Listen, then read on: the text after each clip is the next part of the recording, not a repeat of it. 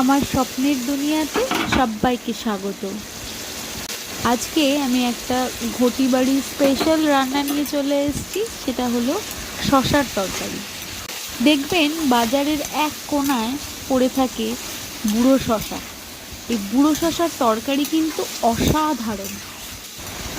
লাউ, চাল কুমড়ো এগুলোর থেকেও টেস্টি হয় এই রেসিপিটা। তো তাই আপনাদের সঙ্গে শেয়ার না করে আমি আর পারলাম না। তাহলে চলুন পুরো রেসিপিটা আস্তে আস্তে দেখে নেওয়া যাক। প্রথমেই কিছু চিংড়ি মাছ ধুয়ে বেছে নুন হলুদ মাখিয়ে নেব।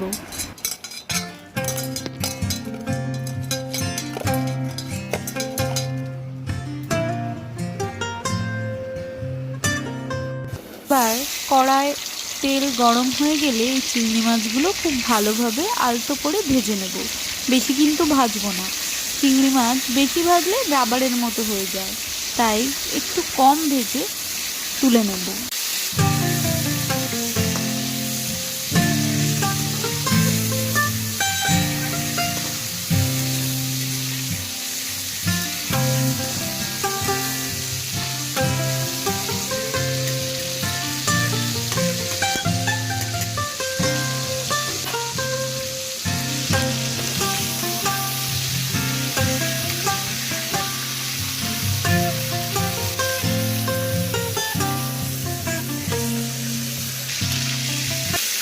এবার ওই চিংড়ির ভাজা তেলের মধ্যেই আগে থেকে কুচিয়ে রাখা আলু দিয়ে দেবো।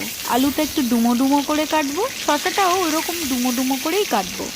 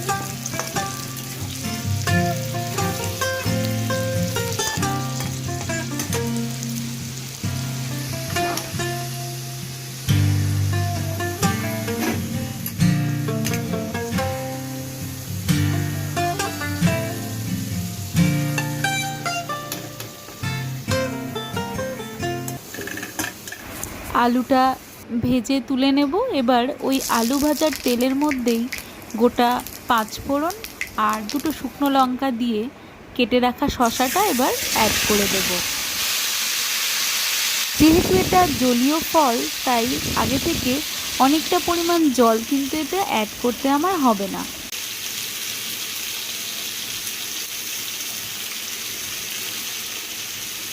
মশলাটা পুড়ে যাওয়ারও ভয় নেই, যেহেতু এটা জলীয় ফল, তাই জন্য এই সময় আমি নুন, হলুদ, জিরে গুঁড়ো অ্যাড করে দিলাম।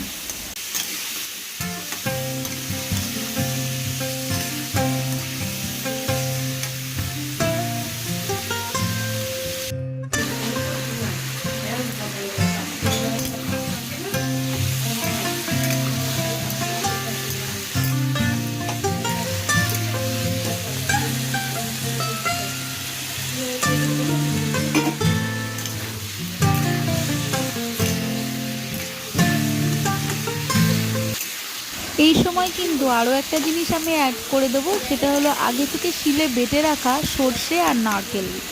এই সর্ষে আর নারকেলটা শিলে বেটে নিয়ে একটু জল মিশিয়ে বেশি করে তারপর কিন্তু এটা এই শসার তরকারিতে ইউজ করব। এই রেসিপিটায় কিন্তু আরও একটা জিনিস অ্যাড করতে হবে, সেটা হলো পরিমাণ মতো নুন আর চিনি। নুন আর চিনির ব্যালেন্সটা কিন্তু অবশ্যই দরকার। রান্নাটা খুবই সিম্পল আর স্বাদটা কিন্তু ততটাই দুর্দান্ত।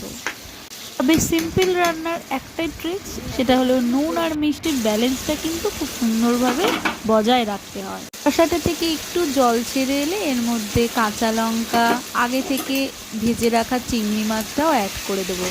কাঁচা লঙ্কাটা কিন্তু আগে দেব না, লাস্টের দিকেই দেব, তাহলে ওর যে ফ্লেভার ওটা কিন্তু তরকারিতে পুরোপুরি পাওয়া যাবে। দুর্দান্ত স্বাদের এই রেসিপিটা যদি আপনাদের একটুও ভালো লেগে থাকে তাহলে please like, share, comment and subscribe করতে কিন্তু ভুলবেন না। এগুলো কিন্তু টোটালি ফ্রি এখনো অবধি।